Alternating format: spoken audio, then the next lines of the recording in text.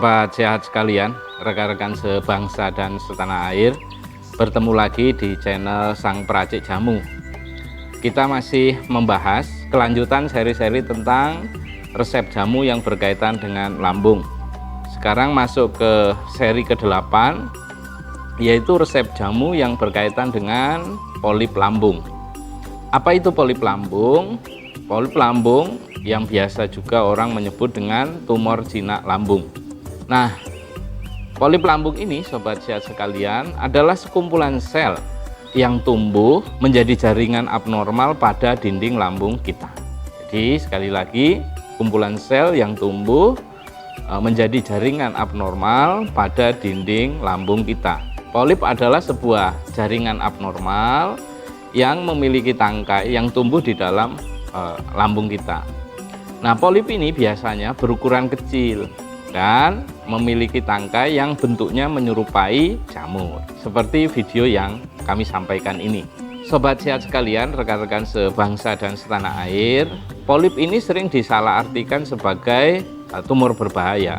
Tidak, sobat sekalian, ini data yang kami kumpulkan. Polip ini merupakan tumor jinak, bukan sebuah kanker. Namun walaupun jinak, polip ini harus tetap diwaspadai karena berupa jaringan yang tumbuh secara abnormal. Tidak menutup kemungkinan keberadaannya dapat berkembang menjadi sesuatu yang ganas atau menjadi kanker. Nah, itu sobat sehat sekalian ya. Tanda atau gejala tumor jinak lambung. Ya, ini kita berbagi pengetahuan dulu sebelum kita memasuki resep jamunya ya. Supaya kita pengetahuannya menjadi utuh. Apa itu polip lambung? Tanda dan gejala polip lambung atau tanda dan gejala tumor jinak lambung. Sobat sehat sekalian, rekan-rekan sebangsa dan setanah air, tumor jinak lambung ini umumnya itu tidak menimbulkan gejala apapun. Ya, umumnya tidak menimbulkan gejala apapun. Jadi kami mengumpulkan data bahwa memang tumor jinak lambung ini tidak menimbulkan gejala. Namun ketika ukurannya sudah semakin membesar, ya jadi waktu kecil belum ada gejala, dan ketika semakin membesar gejala-gejala bisa muncul sobat sehat sekalian. Yang pertama, sakit perut bagian atas. Jadi perut bagian atas kita terasa mulai sakit. Nah, berikutnya sobat sehat sekalian, itu pendarahan. Nah, kadang kita bisa mengetahui bahwa kita terjadi pendarahan ini itu dua sobat sehat sekalian. Ketika kita BAB, jadi di warna feses kita itu kehitam-hitaman. Kemudian yang kedua, ketika kita muntah, ya, kalau kita muntah itu kelihatan bahwa sudah terjadi pendarahan di lambung kita. Kemudian berikutnya terjadinya sumbatan pada saluran lambung. Ya, jadi ketika polip ini semakin besar, ya kemudian akan menyumbat saluran lambung kita. Kemudian mual. Ya. Mual biasanya bersamaan dengan itu kemudian muntah. Nah, inilah gejala-gejala yang manakala kita terkena polip lambung sudah semakin membesar. Kemudian cepat kenyang, padahal kita cuma makan sedikit. Berikutnya terasa mulai ada benjolan di perut. Jadi di perut kita itu begitu ketika perut kosong ya sobat sehat sekalian, begitu kita pegang terasa ada benjolannya. Baik yang nampak, kalau kadang-kadang tertampak atau tidak. Jadi tampak itu perut kita kosong, begitu kita lihat seperti perut kita ada benjolan. Atau kita raba, yang tidak tampak itu diraba tapi terasa bahwa ada benjolan di perut. Kemudian berikutnya penurunan berat badan tanpa alasan jelas. Nah, ini juga termasuk tanda dan gejala yang berkaitan dengan polip lambung. Kemudian bagian putih mata dan kulit kita tampak menguning. Jadi ini gejala lanjutan ketika kita kena polip lambung. Kemudian berikutnya perut terasa keras ketika ditekan. Nah, ini bahwa polip lambung kita sudah semakin membesar. Jadi ketika perut ditekan itu terasa keras rasanya. Kemudian buang air besar berdarah. Nah, itu yang saya sampaikan tadi bahwa ketika kita mengalami pendarahan, itu bisa kita lihat ketika kita buang air besar. Sobat sehat sekalian, rekan-rekan sebangsa dan setanah air, penyebabnya apa sih Pak tumor lambung ini? Begini sobat sehat sekalian, saya mencari data sebanyak mungkin untuk mengetahui penyebab tumor jinak ini atau polip lambung ini. Nah, hingga kini penyebab tumor jinak lambung ini belum bisa dipastikan ya. Jadi saya sudah cari, belum bisa dipastikan. Namun para pakar juga menduga bahwa ada beberapa faktor yang bisa meningkatkan risiko seseorang mengalami kondisi ini. Jadi risiko seseorang yang bisa mengalami polip lambung. Nah, faktor-faktor risiko apa yang menyebabkan orang bisa terkena polip lambung? Yang pertama sobat sehat sekalian, paparan radiasi. Jadi mungkin ketika ada sesuatu bedah atau operasi yang menggunakan sinar-sinar tertentu sehingga bagian kita terkena paparan radiasi itu. Kemudian faktor keturunan. Nah, ini saya cari ya sobat sehat sekalian ya, hubungannya apa sih faktor keturunan sama polip lambung. Jadi begini, data yang terkumpul itu ketika kita ada potensi lambung lemah, dan itu juga berpotensi diturunkan kepada putra-putri kita. Kemudian stres. Nah, stres ini mungkin ya sobat sehat sekalian nggak secara langsung, tetapi stres yang berkepanjangan sehingga ekosistem lambung bermasalah. Dan dampak yang ditimbulkan salah satunya adalah polip lambung ini. Kemudian trauma atau cedera. Nah, ini juga bisa menyebabkan faktor risiko yang terkena polip lambung. Terus kemudian infeksi. Nah, ini ada satu bakteri ya sobat sehat sekalian yang disebut bakteri pylori. Orang menyebut bakteri pylori, tapi nama lengkapnya Helicobacter. Nah, bakteri inilah yang banyak menyerang lambung kita. Salah satu dampak dari bakteri ini adalah polip lambung. Kemudian berikutnya faktor risiko orang bisa terkena polip lambung adalah gastritis kronis. Nah, orang yang terkena gastritis yang tidak diobati dalam waktu lama sehingga menyebabkan polip lambung. Kemudian terlalu banyak mengkonsumsi makanan yang mengandung pengawet. Kemudian, nah ini yang banyak tidak disadari nih oleh sobat sehat sekalian, kurang konsumsi sayur dan buah. Ya, seperti video-video kami sebelumnya kami sampaikan bahwa ketika kita kurang konsumsi buah dan sayur, jumlah mikroorganisme yang ada di lambung dan pencernaan kita berkurang, nah, sehingga mengganggu ekosistem mikroorganisme. Nah, dampak dari terganggunya ekosistem itulah salah satu yang kita rasakan atau potensi yang dapat ditimbulkan adalah polip lambung. Kemudian faktor yang paling berisiko terkena polip lambung adalah laki-laki berusia di atas 50 tahun. Ya, jadi laki-laki yang berusia di atas 50 tahun. Kemudian faktor yang berisiko berikutnya adalah mengkonsumsi alkohol. Nah, ini sobat sehat sekalian. Jadi memang alkohol mengawali merusak lambung kita dengan merusak mukosa atau dinding lambung kita. Nah, inilah yang kemudian ketika dinding lambung kita rusak, mulailah ada jaringan abnormal yang muncul dari dinding lambung kita. Sehingga ini awal mula bisa terjadi polip lambung. Kemudian berikutnya sobat sehat sekalian, pernah menjalani operasi lambung. Jadi orang yang pernah menjalani operasi lambung ada potensi atau berisiko terkena polip lambung. Sobat sehat sekalian, faktor risiko berikutnya orang bisa terkena polip lambung adalah kebiasaan menggunakan obat penghambat proton atau disingkat PPI. Nah, inilah sobat sekalian yang berpotensi orang terkena polip lambung. Faktor risiko berikutnya sobat sehat sekalian itu sindroma genetik atau FAP, familial adenomatous polyposis. Nah, ini sindrom genetika ini sobat sehat sekalian bisa memicu terjadinya polip lambung. Berikutnya riwayat keluarga orang yang pernah kena polip lambung atau kanker lambung. Nah, ini biasanya juga berisiko atau berpotensi terkena polip lambung.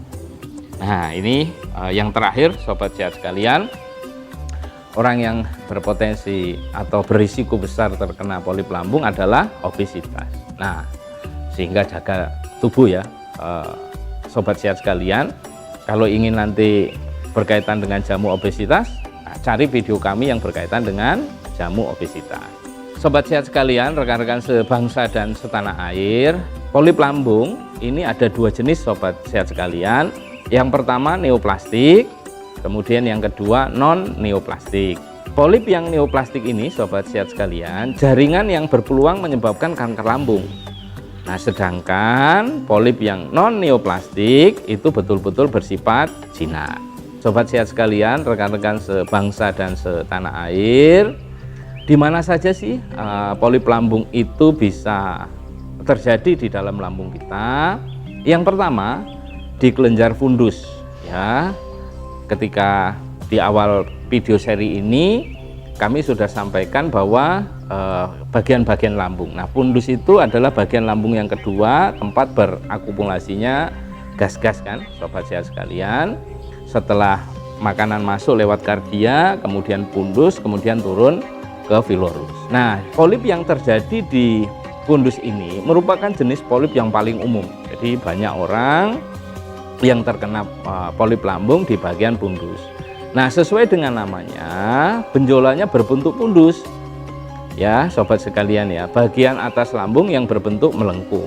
Saat terdeteksi, polip biasanya muncul dalam kelompok dan tampak seperti benjolan yang rata. Nah, ini sobat sehat sekalian, ini yang polip yang ada di kelenjar fundus. Nah, polip dalam kelenjar fundus ini jarang sekali yang berkembang menjadi kanker. Jadi umumnya yang di kelenjar fundus ini betul-betul tumor jinak atau polip lambung yang jinak. Penyebab terjadinya yang di fundus ini, polip fundus ini berkaitan dengan obat penghambat pompa proton atau istilah singkatannya adalah PPI. Nah, obat ini biasanya digunakan untuk meredakan MA dan sejumlah gangguan pencernaan terkait asam lambung. Nah, itu sobat sehat sekalian, polip yang ada di kelenjar fundus. Nah, sekarang yang kedua. Yang kedua ini polip hiperplastik. Jadi muncul secara berkelompok dan menyebar ke seluruh permukaan dinding lambung kita. Selain itu, polip hiperplastik ini juga dapat ditemukan di dekat lapisan lambung yang terluka. Pembentukan jaringan hiperplastik ini kerap berawal dari iritasi atau peradangan pada lambung. Nah, biasanya yang polip hiperplastik ini sobat sehat sekalian itu yang akibat infeksi bakteri pylori atau Helicobacter pylori yang menyebabkan peradangan, lama-lama kemudian timbul jaringan abnormal sehingga membentuk polip lambung. Sobat sehat sekalian, rekan-rekan sebangsa dan setanah air, yang berikutnya yang ketiga itu polip adenoma. Nah, polip adenoma ini termasuk dalam kelompok polip neoplastik. Ini berarti benjolan yang terbentuk peluang menjadi kanker. Nah, orang yang memiliki polip adenoma ini juga lebih berkemungkinan mengalami kanker pada usus atau bagian tubuh lainnya. Nah, ini sobat sehat sekalian. Ketika sobat-sobat sehat sekalian pergi ke rumah sakit atau ke dokter, apa saja sih yang dilakukan pemeriksaan sehingga untuk mengetahui terjadi polip lambung pada sobat sehat sekalian? Itu biasanya diperiksa endoskopi, terus kemudian biopsi endoskopi, radiologi X-ray, CT scan, MRI, tes darah, dan pemeriksaan darah pada ginjal. Nah, itulah pemeriksaan-pemeriksaan yang dilakukan untuk memastikan apakah kita terkena polip lambung atau tidak. Sobat sehat sekalian, rekan-rekan sebangsa dan setanah air, pengetahuan tentang penyakitnya sudah kami bagikan. Apa itu tadi polip lambung, bagaimana gejalanya, kemudian apa saja faktor risikonya, dan sekarang kita akan berbicara resep jamunya. Nah, tujuan pertama dari pembuatan resep yang berkaitan dengan polip lambung ini, sobat sehat sekalian, adalah untuk membunuh sel-sel polip ya. Jadi kalau walaupun jinak maupun ganas, jamu ini bisa untuk membunuh sel-sel yang ada di polip itu.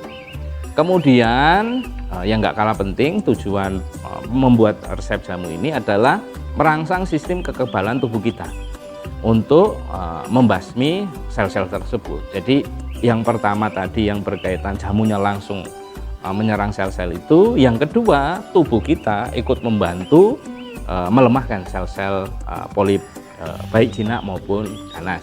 Yang ketiga, tujuan pembuatan resep jamu untuk polip lambung ini adalah untuk mengurangi gejala-gejala penyakit agar kita terasa nyaman. Nah itu sobat sehat sekalian, rekan-rekan sebangsa dan setanah air. Nah, resep ini yang akan kami sampaikan ini untuk penderita ringan ya sobat sehat sekalian ya, yang belum ada juga komplikasi terhadap penyakit lain. Kalau ada komplikasi penyakit yang lain dan penderitanya juga sudah cukup berat, silakan datang ke Merapi Pharma, nanti kami racikan sesuai dengan kondisi pada saat itu ketika sobat-sobat sehat sekalian datang ke Merapi Pharma. Ya, sekali lagi sobat sehat sekalian, ini untuk penderita yang ringan. Dan jangan lupa dipastikan dulu betul bahwa kita terkena polip lambung dengan datang ke rumah sakit atau ke dokter melakukan pemeriksaan. Nah, sekarang resep jamunya. Apa saja sih resep jamunya? Pertama, kencur. Nah, ini kencur ini sudah familiar ya sobat sehat sekalian ya. Mungkin termasuk di bumbu dapur ada. Ini nama latinnya Kaempferia galanga. Nama simplicia atau nama bahannya Kaempferiae rhizoma sebanyak 50 gram. Kedua, temu mangga. Nah, sobat sehat sekalian bisa tahu temu mangga seperti apa. Nah, ini pohonnya seperti ini, bahannya seperti ini. Terus kemudian bahan yang siap digunakan seperti ini. Nah, temu mangga ini kenapa disebut temu mangga ya nama lokalnya? Itu kalau kita patahkan, kita kemudian hirup aromanya itu seperti bau mangga. Ya, bau mangga muda lah seperti itu. Nah, temu mangga ini nama latinnya Curcuma mangga, nama simplicianya Curcumae manggae rhizoma sebanyak 50 gram. Kemudian berikutnya yang ketiga kunyit, Curcuma domestica, nama bahan atau simplicianya Curcumae domesticae rhizoma sebanyak 50 gram. Kalau kunyit ini itu sudah familiar ya biasanya ya sobat sehat sekalian ya, terutama ibu-ibu yang biasa membuat bumbu untuk menggoreng ikan atau ayam, biasanya kunyit disertakan. Berikutnya yang keempat, temu ireng. Nama latin bahannya Curcuma aeruginosa, nama simplicia atau nama bahannya Curcumae aeruginosae rhizoma sebanyak 60 gram. Yang kelima, bawang sabrang. Nah, yang bawang sabrang ini sobat sehat sekalian, kalau misalnya nggak tahu ya datang saja ke Merapi Pharma, karena di sini sobat-sobat sehat sekalian bisa belajar tentang tanaman obatnya dan itu gratis. Jadi bisa dilihatlah tanaman-tanaman obat yang ada di Merapi Pharma daripada salah sobat sehat sekalian ya. Nah, bawang sabrang ini nama Indonesianya, kalau nama di Jawa itu disebut berambangan. Nah, nama latinnya Eleutherin americana mer, nama simplicia atau nama bahannya Eleutherin rhizoma sebanyak 20 gram. Pohonnya seperti apa? Seperti ini ya, bahan bakunya juga seperti ini. Ya, umbinya supaya sobat sehat sekalian tidak salah ya. Yang terakhir, karena ini berkaitan dengan polip, kita menggunakan daun ungu. Ya, kalau dalam bahasa Jawa disebut daun wungon ya, sobat sehat sekalian. Daun ungu ini nama latinnya Graptophyllum victum, nama simplicianya Graptophyllum victum folium sebanyak 30 gram. Nah, ini resep yang kami sampaikan ini kepada sobat sehat sekalian, ini perpaduan resep kuno yang kami pelajari dalam perjalanan kami belajar tanaman obat dan literatur-literatur yang kami baca dalam penelitian-penelitian modern. Nah, mudah-mudahan resep ini sangat bermanfaat buat sobat sehat sekalian yang terkena polip lambung. Nah, tadi bahannya sudah ya sobat sehat sekalian, sekarang cara membuat. Nah, ini saya sampaikan dulu teorinya, nanti kita praktek ya cara membuat jamunya. Nah, semua bahan tadi, ya ke-6 bahan tadi itu dicuci ya, terus kemudian dipotong-potong, kemudian dihaluskan. Nah, dihaluskannya bisa di blender atau ditumbuk. Nanti kita praktekkan dihaluskan dengan cara di blender ya sobat sehat sekalian. Nah, setelah di blender kemudian dimasak atau direbus, bisa dengan panci kuali tanah, bisa juga dengan panci enamel, bisa dengan panci stainless steel atau panci kaca, dengan air sebanyak 3,2 liter. Yang tidak saya sarankan itu dengan panci aluminium. Ya, jangan ya sobat sehat sekalian ya. Karena apa? Karena panci aluminium itu bersifat korosif terhadap bahan jamu, sehingga residu aluminium bisa terbawa dalam air rebusan jamu yang kita rebus. Kemudian direbus sampai mendidih. Setelah mendidih, tutupnya dibuka, ditunggu mendidih 5 menit. Ya.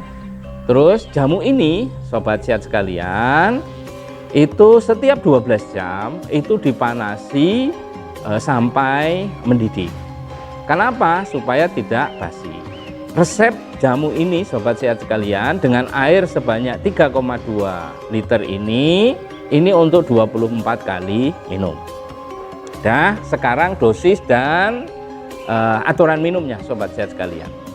Nah, untuk sobat sehat sekalian yang sudah terkena polip lambung, artinya untuk dosis pengobatan diminum sehari 5 kali sebelum makan. Jadi pagi, agak siang, sore, kemudian malam. Sekali minum berapa sobat sehat sekalian? 100 cc. Jadi sekali minum sedikit. Nah, nanti 100 cc seperti apa kami sampaikan ketika di prakteknya kita ya. Dan sebelum makan. Jadi saya wanti-wanti sebelum makan. Kenapa? Karena pada saat lambung kita kosong, jamu ini bisa bekerja secara maksimal. Pak, kalau saya ingin jaga-jaga Pak supaya jangan terkena polip lambung, boleh nggak Pak minum jamu ini? Boleh sobat sehat sekalian ya. Kalau untuk pencegahan sehari diminum 2 kali, pagi dan malam, tetap sebelum makan. Itu ya sobat sehat sekalian ya. Untuk pencegahan sehari diminum berapa? 2 kali, di pagi hari dan malam hari, tetap sebelum makan. Nah, itu dia sobat sehat sekalian, dosis dan aturan minum sudah kami berikan. Sekarang kita lanjutkan bagaimana prakteknya ya sobat sehat sekalian.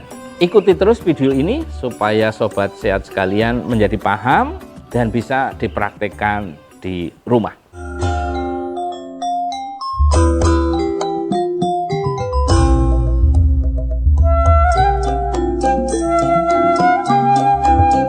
Sobat sehat sekalian, rekan-rekan sebangsa dan setanah air, sekarang kita akan mempraktekkan ya jamu untuk polip lambung.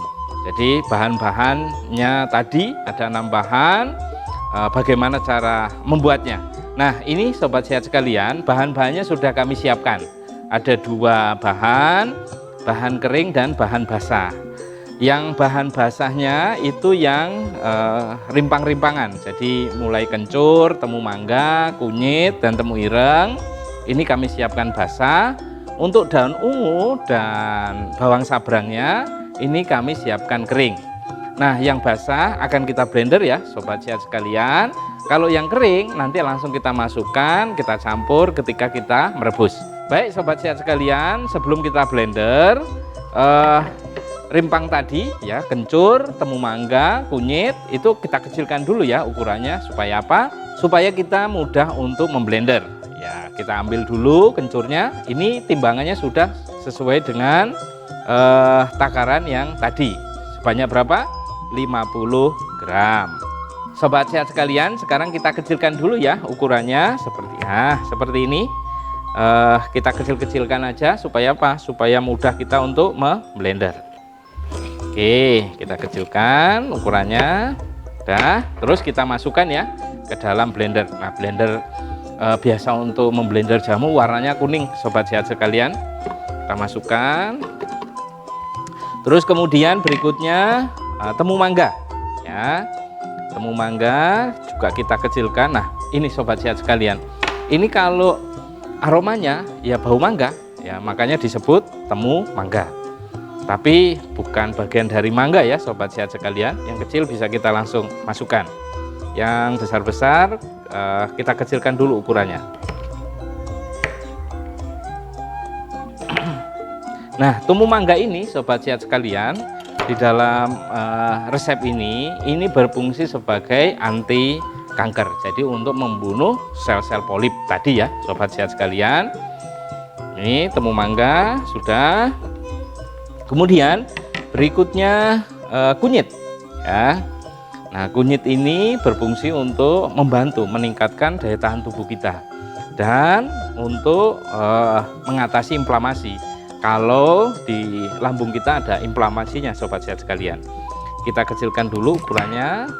Aduh, maaf ya, kita kecilkan dulu ukurannya. Nah, pelan-pelan saja ya sobat sehat sekalian ya, biar tidak kemana-mana. Nah, terus kemudian kita masukkan lagi ke dalam blender.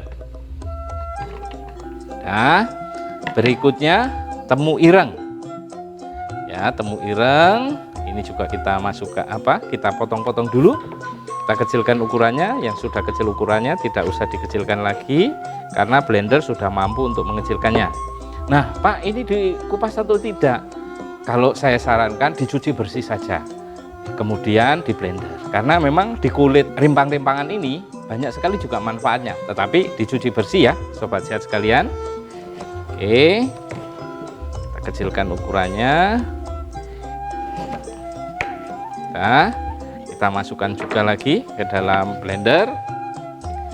Nah, terus kemudian masih ada dua yang dalam kering. Yang pertama ini bawang sabrang, yang kedua adalah daun ungu. Nah, ini nanti langsung kita masukkan di dalam proses perebusan bersamaan dengan yang di blender.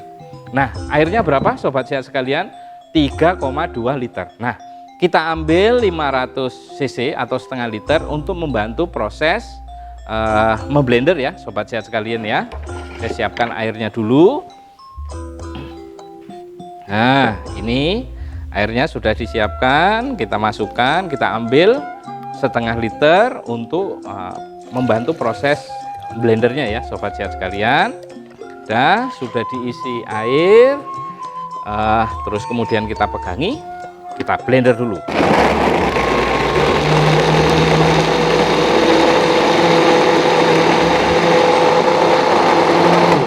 Nah, sebentar saja sobat sehat sekalian.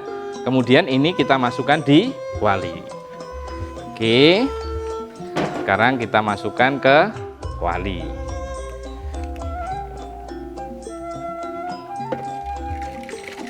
Nah, terus ini masih ada sisanya, kita bahasa Jawanya dikoslai, dibilas ya, dibilas. Pakai air sekalian takarannya, setengah liter sekalian. Ya, biar kita nggak lupa maksudnya sobat sehat sekalian. Terus kita masukkan, kita bilas, kita masukkan ke dalam kuali. Oke. Terus kemudian berarti airnya sudah berapa tuh sobat sehat sekalian? Yang tadi di sini setengah liter, yang untuk membilas setengah liter berarti sudah terisi 1 liter. Nah, berarti kurangnya 2,2. Oke, sekarang kita takar ya sobat sehat sekalian. Satu takaran ini adalah setengah liter. 1 berarti 4 takaran ya sobat sehat sekalian. 2 3 4. Oke, berarti sudah 2 liter ditambah tadi untuk blender setengah liter, untuk bilas setengah liter sudah 3 liter, kurangnya 2,2. Oke, kita taker 200 cc nya. Nah, segini sobat sehat sekalian, kita masukkan. Nah, terus kemudian berikutnya daun ungu dan bawang sabrangnya ini kita masukkan ya. kita masukkan. Nah, setelah itu kita aduk. Karena kalau bahan kering masuk ke dalam air yang dingin itu apa namanya? Kalau bahasa Jawanya di sini ngambang ya.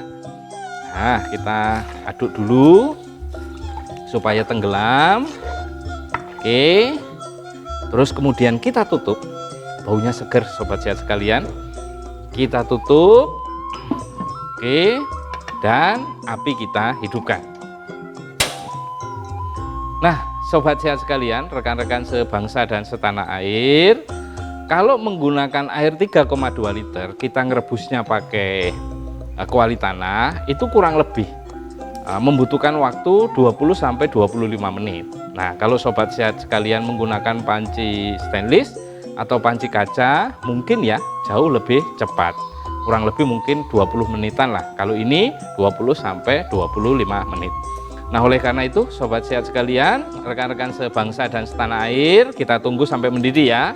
Nanti seperti apa cara minumnya.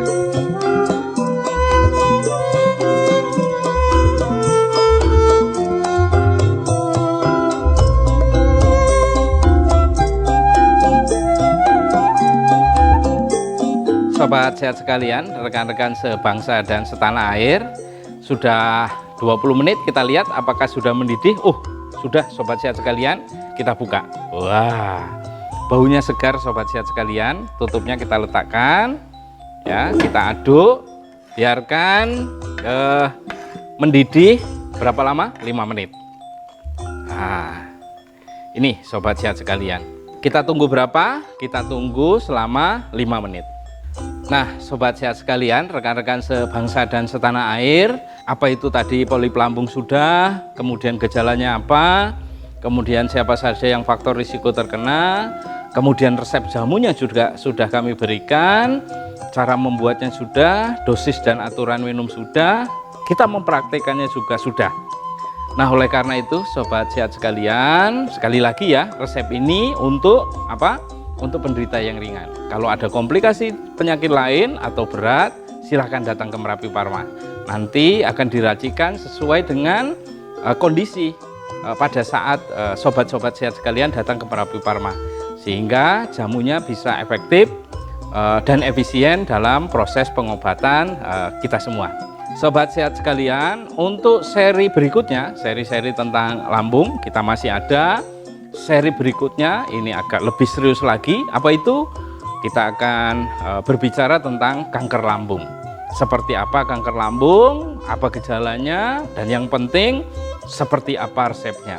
Ikuti terus video-video kami supaya pengetahuan kita tentang lambung bersamaan dengan resepnya itu bisa tuntas. Nah, sobat sehat sekalian, sudah 5 menit, kita matikan dulu ya apinya. Terus kemudian kita ambil 100 cc. Nah, seperti apa sih 100 cc? Nah, ini sudah kami siapkan gelas. Kalau di sini disebutnya gelas belimbing. Kita ambil 100 cc-nya seperti apa? Oke.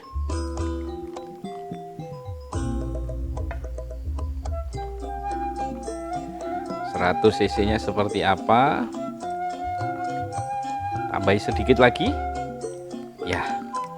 Terus ampasnya kita masukkan lagi. Nah, sobat sehat sekalian, jamu ini kalau kita ngerebusnya pagi, malam itu dipanasi lagi ya. Prinsipnya setiap 12 jam jamu dipanasi. Supaya apa? Supaya tidak basi. Dan semakin kita sering memanasi, kandungan aktif yang ada pada bahan itu bisa keluar secara maksimal. Nah, ini sobat sehat sekalian, 100 cc seperti ini. Diminum sebelum makan. Sehingga jamu ini bisa bekerja secara maksimal ketika lambung kita kosong. Sobat sehat sekalian, rekan-rekan sebangsa dan setanah air, tuntas sudah jamu resep tentang polip lambung ini. Berikutnya kita akan membahas tentang kanker lambung. Ya, ikuti terus video-video kami supaya tuntas penyakit yang berkaitan dengan lambung. Terakhir, sebagai bagian kita belajar jamu secara rileks, saya akan sampaikan pantun untuk sobat sehat sekalian, rekan-rekan sebangsa dan setanah air. Dicaci ojo nelongso, dipuji ojo melambung. Eling lan waspada kuwi kuncine. Sapa sing gerah polip lambung, monggo ngunjuk jamu daun ungu lan kancane.